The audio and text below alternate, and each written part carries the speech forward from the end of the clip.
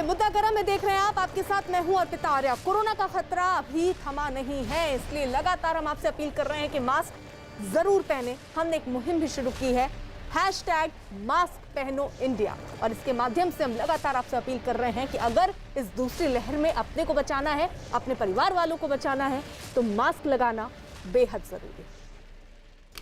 शुरुआत समंदर में चल रहे रेस्क्यू ऑपरेशन से जुड़ी से कर लेते हैं। मुंबई के पास अरब सागर में फंसे लोगों को बचाने के लिए नेवी और कोस्ट गार्ड का सबसे बड़ा रेस्क्यू ऑपरेशन पिछले 4 दिनों से जारी है। वहां अभी भी 38 लोग फंसे हैं, जिन्हें सुरक्षित निकालने की कोशिश जारी है। इसी बीच महाराष्ट्र सरकार में मंत्री नवाब मलिक ने सीधे सीधे ONGC और केंद्र सरकार के पेट्रोलियम मंत्रालय पर निशाना साधा है। नवाब मलिक ने ONGC पर टाउटे तूफान की चेतावनी को लेकर लापरवाही बरतने का आरोप लगाया। साथ ही हादसे में हुई मौत के लिए ONGC के अधिकारियों को भी जिम्मेदार ठहराया है। महाराष्ट्र सरकार के वरिष्ठ मंत्री के मुताबिक अगर टाउटे तूफान की चेतावनी पर ध्यान दिया गया होता तो न तो 600 से अधिक लोगों की जान खतरे में पड़ती, न 37 लोगों को अपनी जान गंवानी पड़ती। नवाब मलिक ने जिम्मेदार अधिकारियों को तुरंत निलंबित करने और उनके खिलाफ गैर इरादतन हत्या का केस चलाने की मांग की है।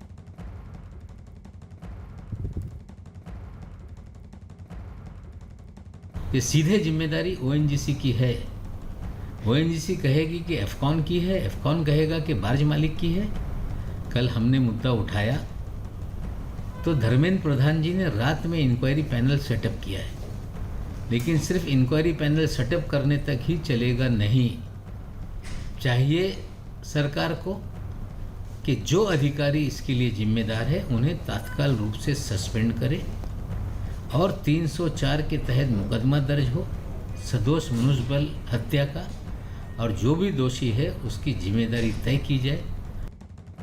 इस बीच बीजेपी ने नवाब मलिक पर हादसे और लोगों की मौत पर राजनीति करने का आरोप लगाया। बीजेपी के नेता अतुल भातखलकर के मुताबिक मामले की जांच के आदेश पहले से ही दिए जा चुके हैं और नवाब मलिक को भी इस बात की जानकारी है। क्योंकि उनको तो राजनीति करना है हर बात की, लेकिन मैं आपके माध्यम से जनता को ये बताना चाहता हूँ कि ये ONGC ने जिनको कॉन्ट्रैक्ट दिया था, जो डीप सी में 150 किलोमीटर के ऊपर जो प्लेटफॉर्म रिगिंग ऑयल रिग का काम कर रहे थे, वहाँ दुर्घटना घटी है। सामने बात ये आई है कि उनको भी बाकी लोगों के जैसा 3 दिन पहले ये बताया गया था कि आप यहाँ से लोगों को किनारे पे शिफ्ट करो, लेकिन ये काम एक निजी कंपनी एप्सॉन करके कर रही थी और इस बात की पूरी जांच करने के लिए कल ही केंद्र के पेट्रोलियम मिनिस्ट्री ने एक उच्च स्तरीय कमेटी गठित की है।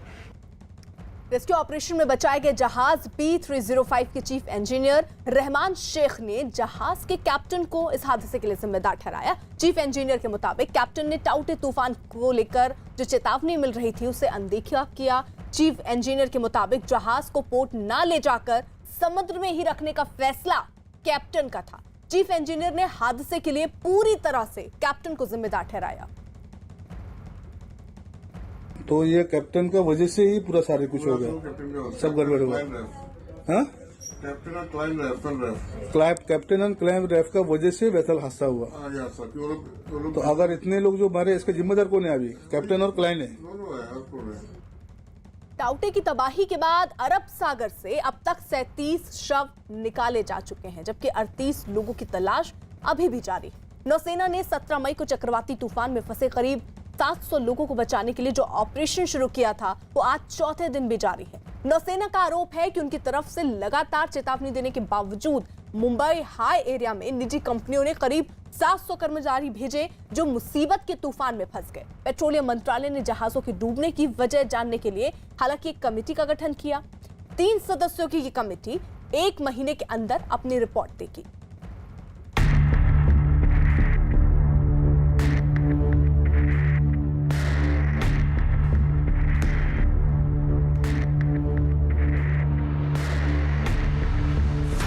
तूफान में फंसे कई लोगों की मौत की पुष्टि। अरब सागर से निकाले गए कई शव। बचाव के लिए नेवी और कोस्ट गार्ड का ऑपरेशन। जहाजों के डूबने की होगी जांच। पेट्रोलियम मंत्रालय ने बनाई कमेटी।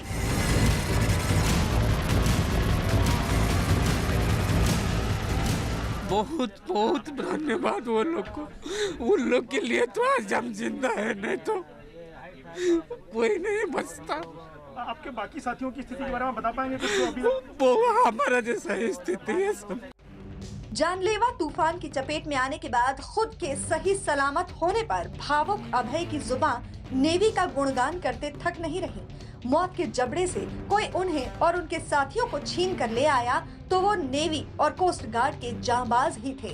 अब इन जवानों की शौर्य की तस्वीरें भी सामने आ रही हैं, जो हादसे के 4 दिन बाद भी अपनी जान पर खेलकर लापता लोगों की तलाश करते दिखे, इस उम्मीद में कि शायद अब भी कोई जिंदगी तूफानी हवा, समंदर की गहराई और पानी की लहरों को चुनौती दे रहा हो।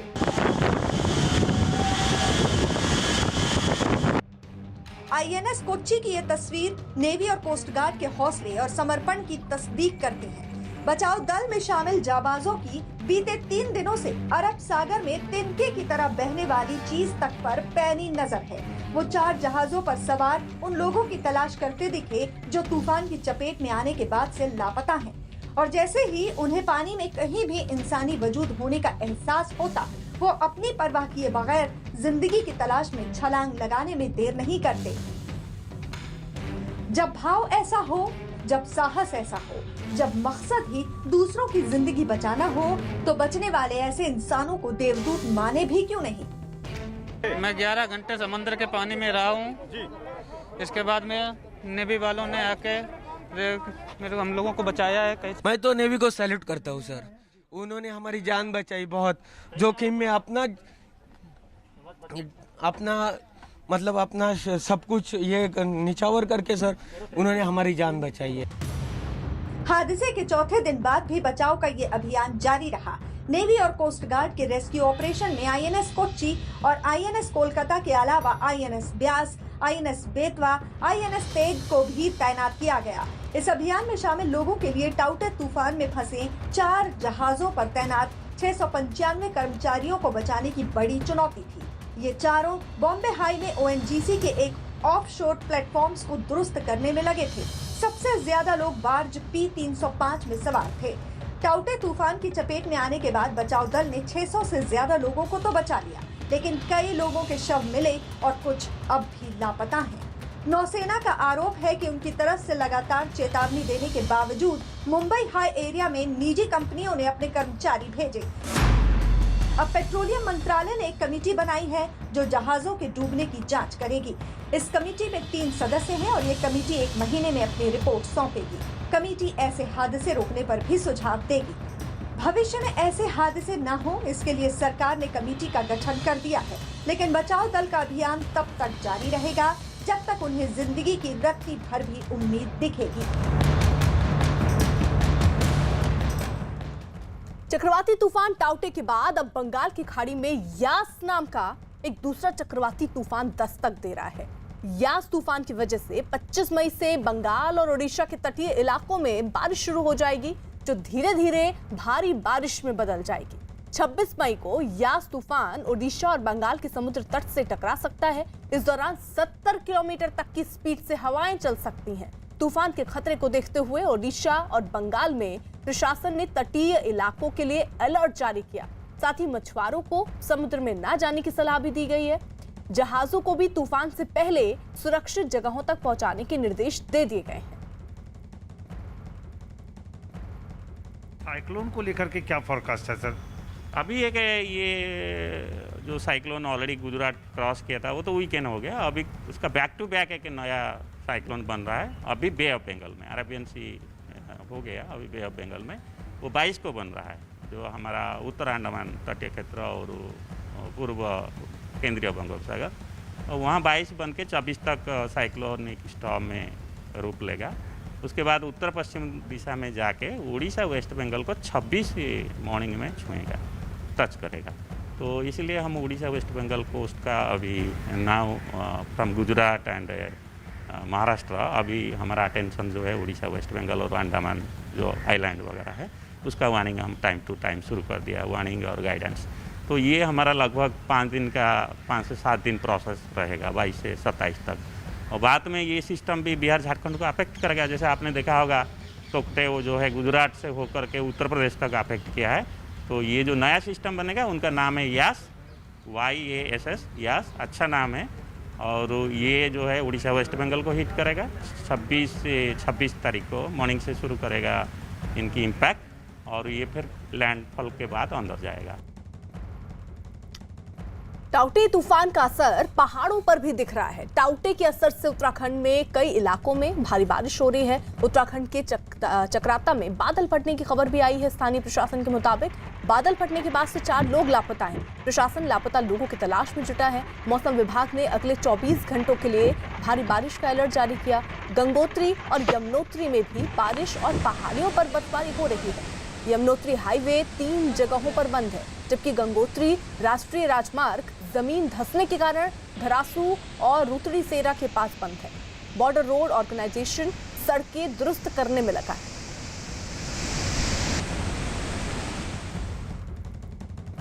मौसम विभाग ने उत्तराखंड में रेड अलर्ट जारी किया है। आने वाले कुछ घंटे उत्तराखंड पर भारी हैं। देहरादून सहित मसूरी, हरिद्वार, ऋषिकेश, रुड़की में भी भारी बारिश हो रही है। कल से ही टिहरी और चमोली में बारिश का जो सिलसिला है वो जारी है। टिहरी और चमोली से कई जगहों पर जमीन धंसने की खबर भी आ रही है। तो ये 2 तस्वीरें भी हम आपको दिखा रहे थे किस तरीके की स्थिति बनी हुई है। कई जगहों पर हाईवे जो हैं वो बंद हो गए हैं। ये आपको चमोली की तस्वीर हम दिखा रहे हैं, जहां पर देखिए हाईवे बंद होने की वजह से यातायात पूरी तरीके से ठप हो चुका है और वहां टीमें मौजूद हैं जो मलबा गिरा हुआ है उन्हें हटाने की कोशिश हो रही है। ये तस्वीर हम आपको टिहरी की दिखा रहे हैं, जहां पर देखिए पत्थर जो है वो रास्ते पर आते दिख रहे हैं, गिरते हुए नजर आ रहे हैं। इसलिए रोड जो है ये बंद कर दी गई है ताकि किसी प्रकार का कोई हादसा यहाँ पर ना हो। तो 2 तस्वीरें हम आपको उत्तराखंड की ही दिखा रहे हैं। पहली तस्वीर चमोली की और दूसरी तस्वीर टिहरी की, जहां पर हालात कुछ ऐसे हैं कि भारी बारिश की वजह से कुछ स्थितियां ऐसी हैं कि हाईवेज को बंद करना पड़ा। कई जगहों पर अभी भी लोग फंसे हुए हैं। ब्लैक फंगस के बाद अब व्हाइट फंगस के खौफ ने लोगों को डरा दिया है। न्यूज़ 18 के चंद्रमोहन कुमार की खबर है कि पीएमसीएच में भर्ती 4 मरीजों में व्हाइट फंगस की पुष्टि हुई है। पीएमसीएच में माइक्रोबायोलॉजी विभाग के प्रमुख डॉक्टर SN सिंह ने बताया कि मरीजों में व्हाइट फंगस की पुष्टि हुई है। डॉक्टरों ने कोरोना के मरीजों और इससे ठीक हो चुके मरीजों से व्हाइट फंगस को गंभीरता से लेने की अपील भी की। डॉक्टरों का यह भी कहना है कि देरी से पहचान होने पर व्हाइट फंगस के मरीज की जान को खतरा हो सकता है। ऑक्सीजन सपोर्ट वाले कोरोना मरीजों को व्हाइट फंगस का ज्यादा खतरा बताया जा रहा है। व्हाइट फंगस की वजह से मरीजों की त्वचा को नुकसान पहुंच रहा है।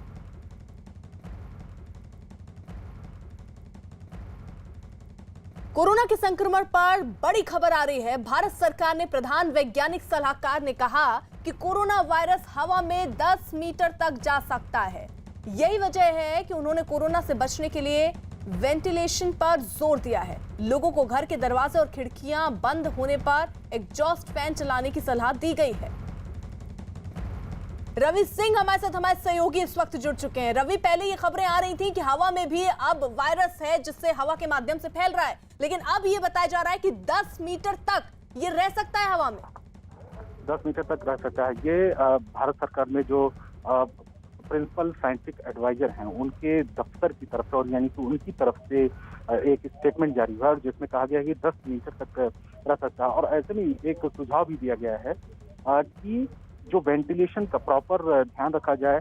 अगर दरवाजे और खिड़कियां बंद हैं तो एग्जॉस्ट फैन का जो इस्तेमाल किया जाए और खास करके ऐसी जगहों पर ज्यादा ना जाए जो बिल्कुल बंद कमरा है, क्योंकि बंद कमरे में या बंद हॉल में इसके फैलने के चांसेस ज्यादा रहते हैं। ये भी कहा गया है कि जो संक्रमित व्यक्ति है उसके ड्रॉपलेट्स 2 मीटर के दायरे में गिरते हैं।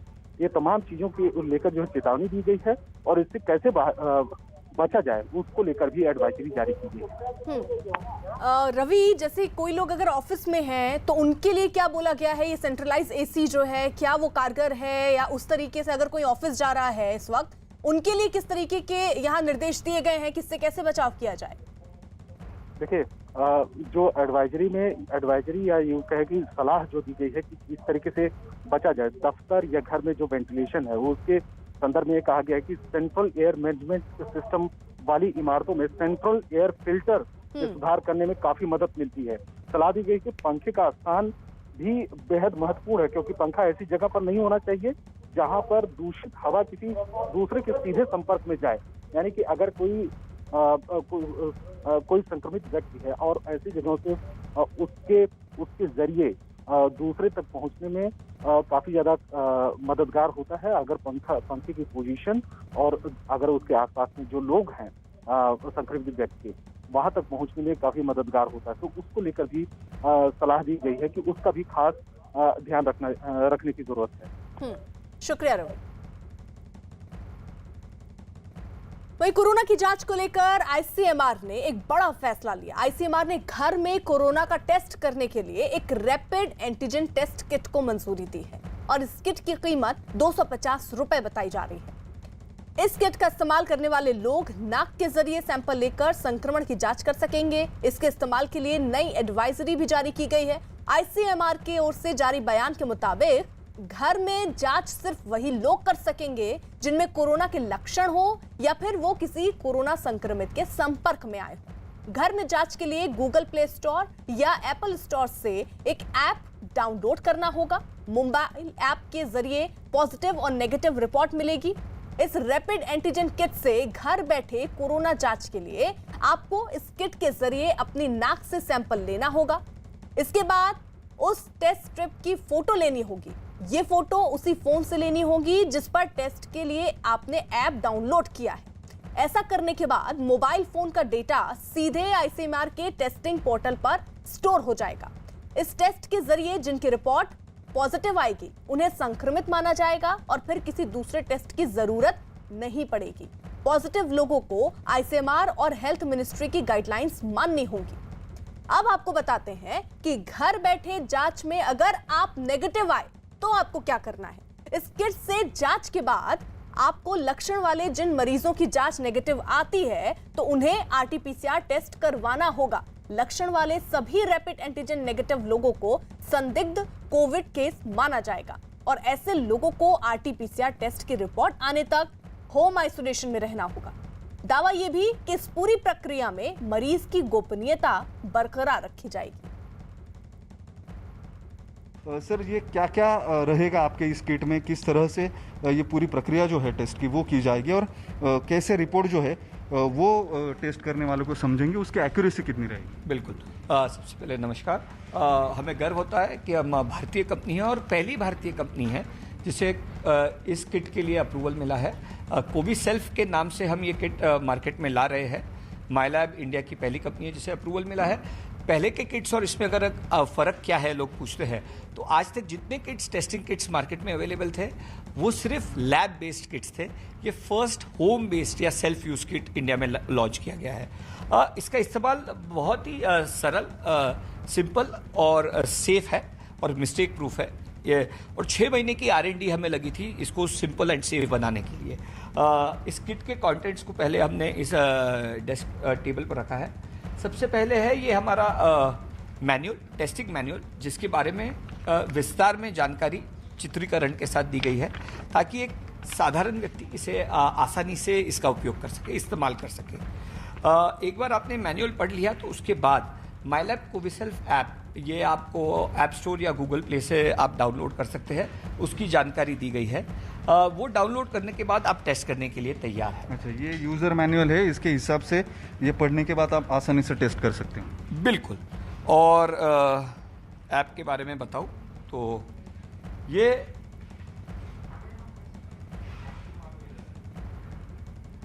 माइलैब कोविसेल्फ ऐप आप डाउनलोड कर सकते हैं। अब आप टेस्ट के लिए तैयार है। सोप और वाटर से आप आपके हाथ धोकर ये टेस्ट आपने करना चाहिए और सैनिटाइज सरफेस पे आपने किट को रखना है।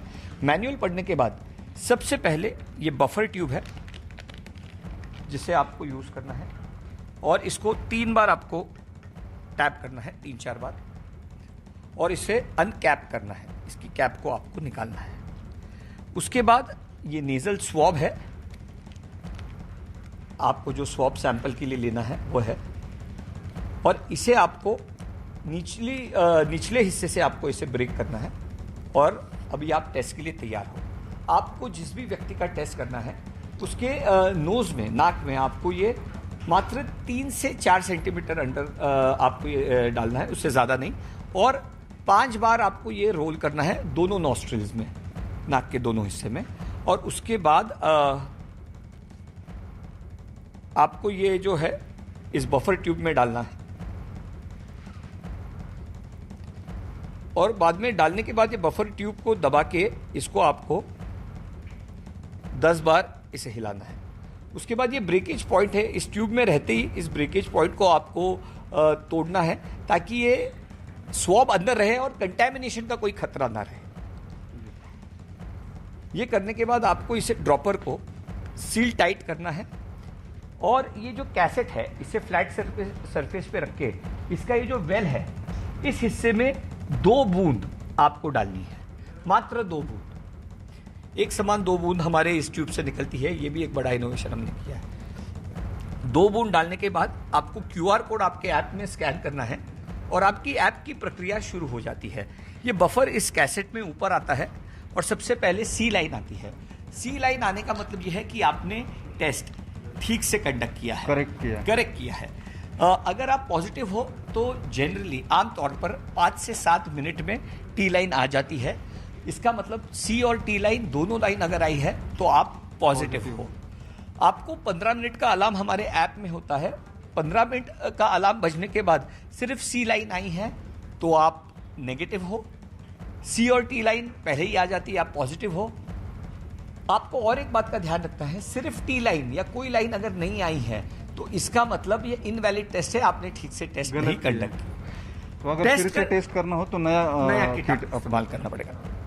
टेस्ट किट का रिजल्ट आने के बाद आपको फिर से रिजल्ट को ऐप में इसका पिक्चर लेना है, भेजना है, ताकि आपको आपके ऐप पर ही आपका रिपोर्ट मिल जाएगा। उसके बाद हमने ये बायो हजार्ड बैग दी है इसका सेफ डिस्पोजल करने के लिए।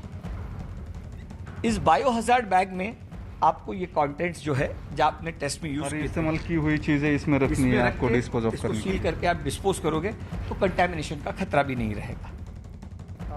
21.5 और 20.6 जो केस पॉजिटिविटी पहुंची थी पिछले 2 हफ्तों में हमने उसमें भी एक कमी होते हुए देखा है, और वीकली बेसिस पर देश में केस पॉजिटिविटी अब घटते घटते 15.2% रह गई है। यहाँ एक विषय मेरे सीनियर कुलीग और डिटेल में हम लोगों को गाइड करेंगे। एक विषय मैं आप लोगों की दृष्टि में लाना चाहूंगा कि अब तक देश में करीब 32 करोड़ से अधिक टेस्ट हो चुके हैं।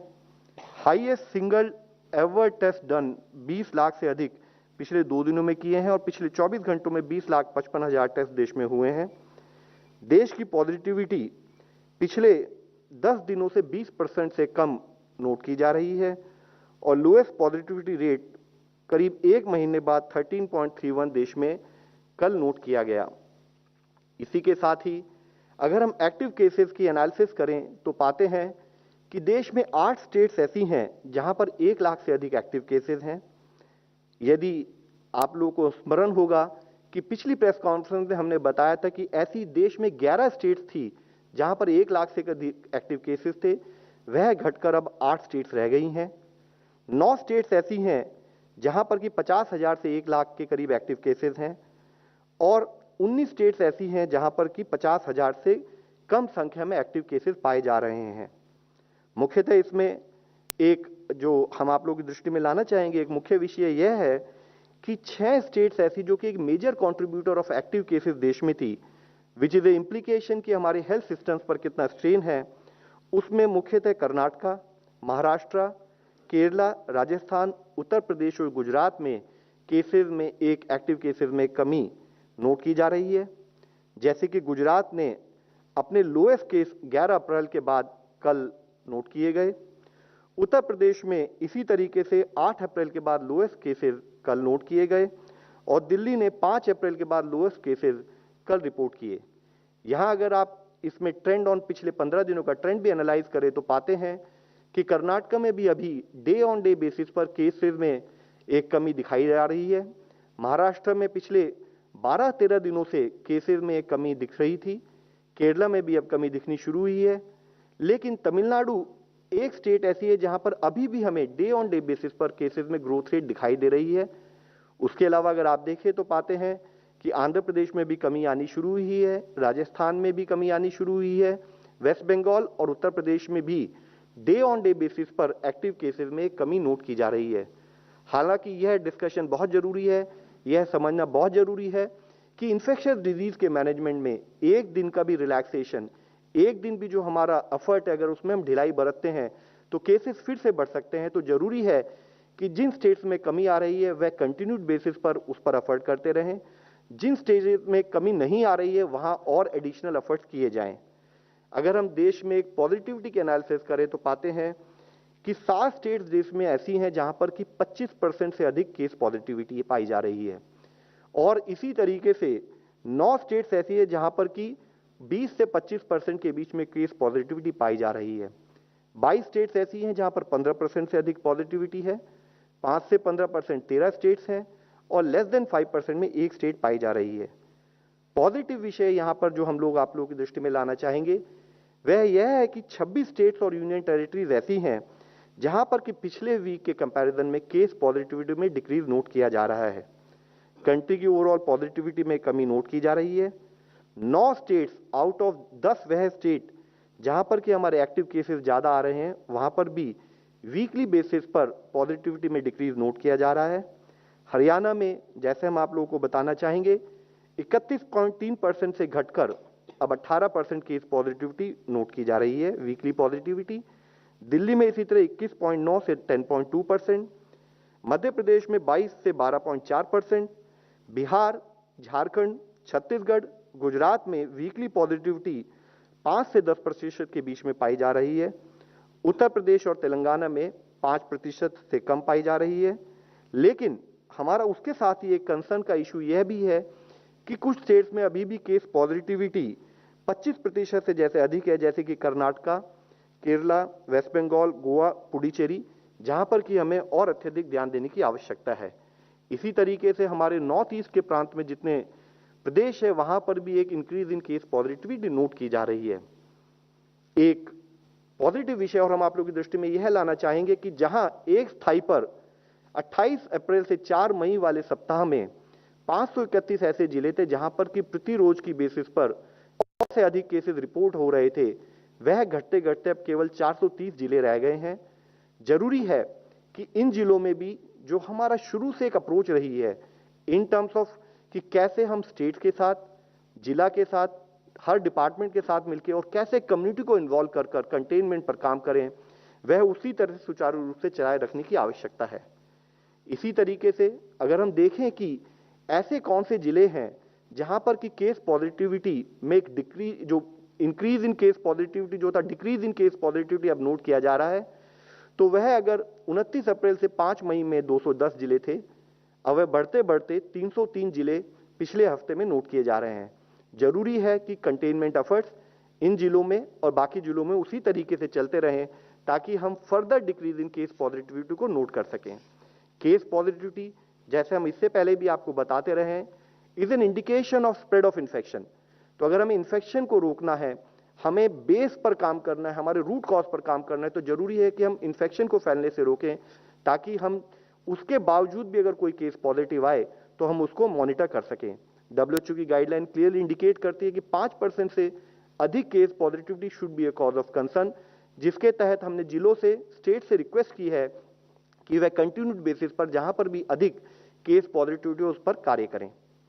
इसी तरीके से हम देखें कि कुछ ऐसी स्टेट्स हैं, 10 स्टेट ऐसी हैं जहां पर कि देश में अभी केसेस में भी कमी, साथ ही पॉजिटिविटी में भी कमी नोट की जा रही है, जो कि एक हमारे लिए हर्ष का विषय है, जिसमें मुख्यतः महाराष्ट्र, राजस्थान, खासकर उत्तर प्रदेश। जैसे आप देखें कि 4 हफ्ते पहले 16.8% केस पॉजिटिविटी घटते घटते 4.8% रह गई है। उसी तरीके से हरियाणा, जहां हम एक कंसर्न आपको हाईलाइट करना चाहेंगे, एक स्थाई पर 39.2% से 18% केस पॉजिटिविटी डिक्रीज हुई है, लेकिन केसेस में अभी उस स्तर से कमी आने की आवश्यकता है, यानी कि कंटेनमेंट पर बल हमारा बना रहे। इसी तरह गुजरात में केसेस में और पॉजिटिविटी में एक कमी नोट की जा रही है। छत्तीसगढ़ में हम देखें तो 32.8% से घटते घटते वह 9.5% रह गई है और उसी स्थाई से केसेस में भी हम एक डिक्रीज नोट कर रहे हैं। ये एफर्ट कंटिन्यूड बेसिस पर बनाए रखने की आवश्यकता है। इसी तरीके से बिहार में decrease in case positivity cases, Madhya Pradesh में भी अगर हम देखें 33% से घटते घटते केस पॉजिटिविटी अब 12.4% रह गई है। दिल्ली में इसी स्थाई से 35.2% से घटकर 10.2% और दूसरे स्थाई पर केसेस में भी एक कमी नोट की जा रही है। ये कंटिन्यूड एफर्ट्स हैं।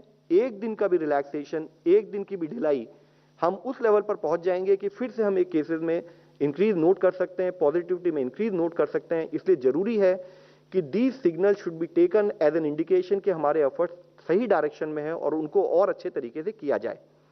कॉज ऑफ कंसर्न ऐसा भी है कि कुछ स्टेट्स में केसेस में भी बढ़ोतरी नोट की जा रही है और केस पॉजिटिविटी में पिछले 3 हफ्तों से इंक्रीज नोट किया जा रहा है।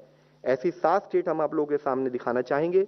मुख्यतः तमिलनाडु, जिसमें 16% से बढ़ते बढ़ते केस पॉजिटिविटी 24% के करीब हो गई है और साथ ही एक रेगुलर बेसिस पर केसेस में इंक्रीज नोट किया जा रहा है, यानी कि यहां पर कंटेनमेंट को और सुदृढ़ तरीके से चलाने की आवश्यकता है।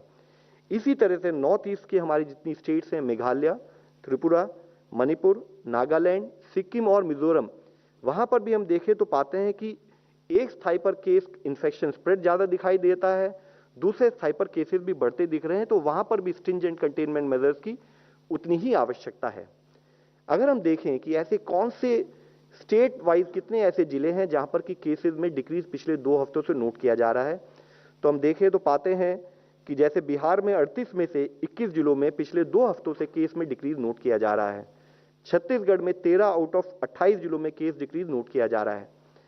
कई स्टेट्स ऐसी है जहां पर यह डिक्रीज नोट किया जा रहा है जो हमने आपके सामने रखा है। इसमें मुख्यतः जरूरी है कि कई ऐसी स्टेट्स हैं जहां पर नंबर ऑफ डिस्ट्रिक्ट ज्यादा है लेकिन डिक्रीज इन केसेस अभी भी कुछ लिमिटेड जिलों में नोट किया जा रहा है। Consistent efforts in infectious disease management is very critical. इसलिए जरूरी है कि सारे जिलों में उसी स्थाई से प्रयत्न किए जाएं ताकि हम हर जिले में एक केस में डिक्रीज को नोट कर सकें। इसी के साथ ही ऐसे भी कुछ जिले हैं जहां पर कि डिक्रीज इन केसेस तो हो रहे हैं लेकिन केस पॉजिटिविटी में पिछले 3 हफ्तों से हम एक बढ़ोतरी नोट कर रहे हैं। मैं आप लोगों की दृष्टि में लाना चाहूंगा, देश में ऐसे 89 डिस्ट्रिक्ट्स हैं जहां पर कि डिक्रीजिंग ट्रेंड इन केसेस नोट किया जा रहा है, जहां एक अधिक केस आते हैं, और 123 ऐसे जिले हैं जहां पर डिक्रीजिंग ट्रेंड इन पॉजिटिविटी भी नोट किया जा रहा है, जिसमें से कुछ जिले जिसमें कि केसेस और पॉजिटिविटी दोनों ही कम होती दिखाई दे रही हैं, हम आपकी दृष्टि में ला रहे हैं। जैसे इसमें मुख्यतः देखें तो हम देखते हैं कि पुणे में 29% केस पॉजिटिविटी घटते घटते अब 17.6% रह गई है और उसी के साथ ही केसेस में डिक्रीज आ रहा है। सिमिलरली थाने में अगर देखें तो 22 से घटते घटते 9.4% केस पॉजिटिविटी है और साथ ही केसेस में 32,000 से घटते घटते केसेस वीकली बेसिस पर 12,000 रह गए हैं। नागपुर, इंदौर, इसी तरह से हम देख रहे हैं कि जरूरी है कि ये एफर्ट्स कंटिन्यूड बेसिस पर बने रहें। कॉज ऑफ कंसर्न फिर भी हमारे सामने एग्जिस्ट करता है। ओवरऑल अगर हम देश को एक सेग्रीगेटेड वे में देखें तो कुछ पर्टिकुलर जोन्स में हम पाते हैं कि अभी भी केसेस में भी इंक्रीज और पॉजिटिविटी में भी इंक्रीज पिछले 3 हफ्तों में नोट किया जा रहा है, जिसमें 194 ऐसे जिले हैं देश में जहां पर एक तो केसेस में मार्जिनल इंक्रीज नोट किया जा रहा है, कुछ में ज्यादा भी नोट किया जा रहा है, और 121 ऐसे जिले हैं जहां पर इंक्रीज इन पॉजिटिविटी 2 मार्जिनल और हाइयर इज गेटिंग नोटेड, जिसमें मुख्यतः हम आप लोगों के सामने जैसे मल्लापुरम, ईस्ट गोदावरी, कोयम्बटूर, कोल्लम, अनंतपुर, चेंगलपट्टू, बेलागावी और तिरुचिरापल्ली, इसमें मुख्यतः अगर हम देखें तो कुछ ऐसे जिले हैं जहां पर sharp rise in cases as well as sharp rise in positivity भी नोट किया जा रहा है। उदाहरण के तौर पर कोयम्बटूर जिला देखें तो 11.5% केस पॉजिटिविटी बढ़ते बढ़ते अब 39.9% नोट की जा रही है और साथ ही उसी स्पीड से वहां केसेस की एक बढ़त भी दिख रही है। तो जरूरी है कि वहां पर जैसे गवर्नमेंट ऑफ इंडिया की गाइडलाइंस हैं, डिस्ट्रिक्ट एडमिनिस्ट्रेशन के लेवल पर intensive action in terms of local containment किया जाए। In consonance with our working with states to manage कोविड-19, माननीय प्रधानमंत्री जी ने 2 दिन पहले करीब 10 स्टेट्स और कुछ जिलों के डीएम अधिकारियों से बात की थी। उसी के तहत आज भी उन्होंने 11 स्टेट्स के 60 से अधिक जिलों के अधिकारियों से ऑनरेबल चीफ मिनिस्टर्स के प्रेजेंस में बात की। उन्होंने सभी डिस्ट्रिक्ट एडमिनिस्ट्रेटिव ऑफिसर्स को मुख्यतः रिक्वेस्ट की कि हमारे जो भी एफर्ट्स हों वह संवेदनशीलता और हौसले के साथ हम फील्ड पर करते रहें। उन्होंने एक स्थाई पर सारे जिला अधिकारियों को कहा कि आप 1 साल 4 महीने से ये लड़ाई लड़ते आ रहे हैं, लेकिन अभी भी ये लड़ाई खत्म नहीं हुई है, तो हमें कंटिन्यूड बेसिस पर इस पर काम करने की जरूरत है। जरूरत यह है कि हम कैसे कम्युनिटी के साथ एंगेज करें, कैसे जो आशंका, पैनिक, मिस इन्फॉर्मेशन फील्ड में है उसको हम आत्मविश्वास थे कि हम उसको लड़ सकते हैं, वह कम्युनिकेशन, वह एक पैराडाइम हम क्रिएट करें, वह एक एनवायरनमेंट क्रिएट करें, working in terms of containment, working in terms of health infrastructure, ताकि हम सारे केसेस को मैनेज कर सकें। उन्होंने यह भी एक रिक्वेस्ट की है जिला अधिकारियों से कि जैसे कि अब केसेस कुछ ग्रामीण प्रांतों में 2 टियर और 3 टियर टाउन्स में पाए जा रहे हैं, तो जरूरी है कि हमारे पुराने अप्रोच के थ्रू, जिसमें कि हम कम्युनिटी के साथ काम करते हैं, हमारे पंचायती राज इंस्टीट्यूशंस, हमारे एनजीओज, उनके साथ मिलते हुए हर गांव में मेरा गांव कोरोना मुक्त है एक मिशन मोड अप्रोच की जाए, ताकि वहां पर हमारा फोकस रहे, हम वहां पर infrastructure in terms of testing, containment और वर्किंग विद कम्युनिटी को उसी तरह से चलाते रहें। उन्होंने यह भी कहा है कि जरूरी है कि एक एक वैक्सीन की वेस्टेज को रोका जाए। उनका मत था कि एक वैक्सीन की वेस्टेज का मतलब हमने किसी एक आदमी को, जिसको हम एक सुरक्षा कवच वैक्सीन के रूप में दे सकते थे, हम उससे उसको वंचित कर रहे हैं। तो जरूरी है कि एक एक वैक्सीन भी, कोई भी एक ड्रॉप भी वेस्ट ना हो, उसके तहत हर जिले में, हर स्टेट पे उस पर कार्य किया जाए। साथ ही जरूरी है कि जब कुछ प्रांतों में आइदर रेस्ट्रिक्शंस और अदरवाइज जब ये सारे कार्य चल रहे हैं कंटेनमेंट के, तो जरूरी है कि कैसे इसेंशियल कमोडिटीज और गवर्नमेंट वेलफेयर स्कीम ट्रांसपेरेंट पद्धति से सुचारू रूप से चलती रहें। इसी के साथ ही हम स्वास्थ्य मंत्रालय की तरफ से आपसे सुना कि किस तरीके से जो लॉकडाउन लगा उसका असर अब देखने को मिल रहा है। कई जगहों पर कोरोना के केसेस कम हुए हैं, लेकिन ये साथ में ये बात भी कही गई कि एक छोटी सी लापरवाही ज्यादा खतरनाक हो सकती है, इसलिए कोई गुंजाइश नहीं है कि इस वक्त पे एक भी छोटी गलती हो। उधर कोरोना पर प्रधानमंत्री की जिलाधिकारियों के साथ बैठक पर मुख्यमंत्रियों को नहीं बोलने देने का आरोप लगाने वाली ममता बनर्जी घिरती नजर आ रही। ममता के आरोपों पर बीजेपी ने पलटवार करने में देर नहीं लगाई।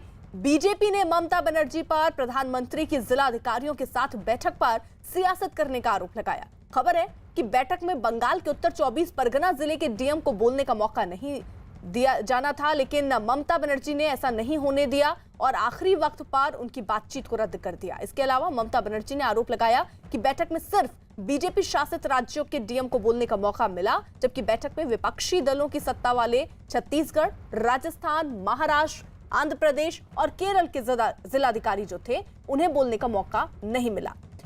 मुख्यमंत्री को नहीं बोलने देने का आरोप लगाने वाली ममता बनर्जी कोरोना संकट पर प्रधानमंत्री की मुख्यमंत्रियों के साथ हुई कई बैठकों में शामिल नहीं हुई है इससे पहले। हालांकि प्रधानमंत्री की किसी बैठक में ममता बनर्जी की दूरी बनाने का ये सिलसिला नया नहीं है। इससे पहले 2014, 2015, 2019 में भी ममता बनर्जी प्रधानमंत्री की बैठक से किनारा कर चुकी हैं। ममता बनर्जी जी जो बंगाल की मुख्यमंत्री हैं, आज उनका आचरण बहुत ही अशोभनीय रहा है। उन्होंने पूरी मीटिंग को एक प्रकार से डिरेल करने की कोशिश की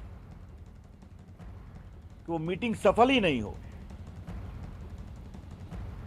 उन्होंने कहा कि सिर्फ भाजपा प्रदेश के डीएम्स को बुलाया जाता है मीटिंग के लिए, जबकि पूर्व में आंध्र प्रदेश के डिस्ट्रिक्ट मजिस्ट्रेट, छत्तीसगढ़, महाराष्ट्र, केरल आदि प्रदेश के भी जिलाधिकारियों ने अपनी बात रखी है। 14 में पीएम के साथ इंफ्रास्ट्रक्चर की बैठक में ममता जी नहीं आई। लैंड बिल पर 2015 में ममता जी बैठक में नहीं आई। 2019 में नीति आयोग की गवर्निंग बॉडी में ममता जी ने भाग नहीं लिया। 2019 में वन नेशन वन इलेक्शन की बैठक में भी ममता जी ने भाग नहीं लिया, जो सीएम के साथ बुलाई गई थी। तो कहना यह है कि वो मीटिंग में प्रधानमंत्री के साथ भाग नहीं लेती और आज मीटिंग को डिस्टर्ब करना चाहती हैं। यतेंद्र शर्मा हमारे साथ, हमारे सहयोगी इस वक्त जुड़ चुके हैं। यतेंद्र, जब उत्तर 24 परगना के डीएम को बोलना था, ममता बनर्जी ने उनको भी बोलने नहीं दिया। उसके बाद वो ये आरोप लगा रही हैं कि मुख्यमंत्रियों को ही कठपुतली की तरह ट्रीट किया गया। देखिए बिल्कुल 24 परगना के डीएम का बोलने का समय तय हुआ था, लेकिन उसको मुख्यमंत्री ममता बनर्जी ने उसको कैंसिल करा दिया और उन्होंने मैसेज दिया कि वो बोलना चाहती हैं। हालांकि जो ये मीटिंग थी वो प्रधानमंत्री की सीधे तौर पर जिलाधिकारियों के साथ संवाद की मीटिंग थी और इस पर पलटवार अब केंद्रीय मंत्री रविशंकर प्रसाद की तरफ से किया गया कि ममता बनर्जी ने जिस तरह से आचरण किया प्रधानमंत्री की मीटिंग में वो अशोभनीय था, वो शर्मनाक था। और सीधे तौर पर ममता बनर्जी पर उन्होंने आरोप लगाया कि पूरी जो मीटिंग थी जिलाधिकारियों के साथ वो डिरेल करने की कोशिश ममता बनर्जी ने की, क्योंकि इससे पहले एक मीटिंग 18 मार्च को भी हुई थी जिसमें तमाम जिलाधिकारी ऐसे थे जो गैर बीजेपी शासित राज्यों के थे। आज भी पश्चिम बंगाल सहित कई राज्यों के 10 राज्यों के 54 जिलाधिकारियों को बुलाया गया था और कोशिश यही थी इस मीटिंग की कि जो अच्छे काम जो जिलाधिकारी अपने जिलों में कर रहे हैं वो बाकी के देश में भी लोगों को पता चले, बाकी के अधिकारियों को भी पता चले, जिससे वो काम कोरोना को रोकने में, कोरोना महामारी को रोकने में बाकी के अधिकारी भी उन कामों को अपने यहाँ कर सकते हैं। लेकिन पूरी तरह से राजनीतिकरण करने का आरोप बीजेपी ने ममता बनर्जी के ऊपर लगाया, क्योंकि ममता बनर्जी ने प्रेस कॉन्फ्रेंस करके कहा था कि मुख्यमंत्रियों को कठपुतलियों की तरह बैठा दिया गया, बीजेपी शासित राज्यों के डीएम को ही बोलने का मौका दिया गया। तो उस पर पलटवार आज केंद्रीय मंत्री रविशंकर प्रसाद ने किया। जी शुक्रिया।